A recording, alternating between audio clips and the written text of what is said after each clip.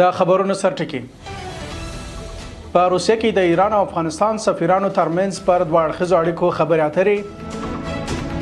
د 215 اعظم قلو اردو اړوند شورا په صحابي روغتون له لوري شل بستریز ملکي روغتون پرانستل او په زابل کې د 1500 ډوله موټر د چپ کېدو له امله 49 تنه ټپیان کېدل. بسم الله الرحمن الرحیم. درنو لیدونکو سلامونه. د نن ورځ خبرونه ته ښه راغلاست. نن شنبه د زمری میاشتي د 10 نیټه ده. زه نور احمد محمدي مصطفی مکری بشپړ خبرونه ته. په مسکو کې د افغانستان سفیر مولوي ګل حسن هلته د ایران له سفیر کاظم جلالي سره لیدنه کړې او د دواړو هیوادونو ترمنځ د دوه اړخیزو اړیکو او د سیمې د وروستي تحولاتو په اړه خبرې کړې دي. مسکو کې د افغان سفارت ویلي په دې لیدنه کې د غرض د سیاسي اقتصادي سوداګریزو روغتیايي او کلتوري همکاري د لا پراختیا په اړه هم بحث او خبرې شوې دي.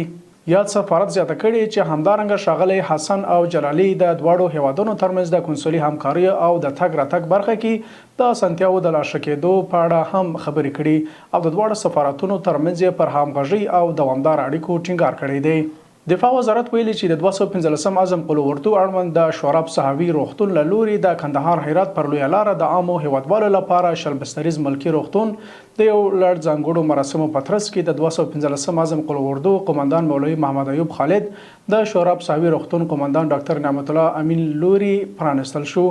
مسؤلینو د دې روغتون د پرانست مراسمو کې ویلي په روغتون کې به د نیمروز له دلارام ولسوالۍ څخه د هلمند تر ګرشک ولسوالۍ پورې د کندهار هرات د لویې لارې د ترافیکي پیښو د ټاپیانو او نورو بیړنیو ناروغانو لپاره روغتیايي خدمتونه وړاندې کیږي.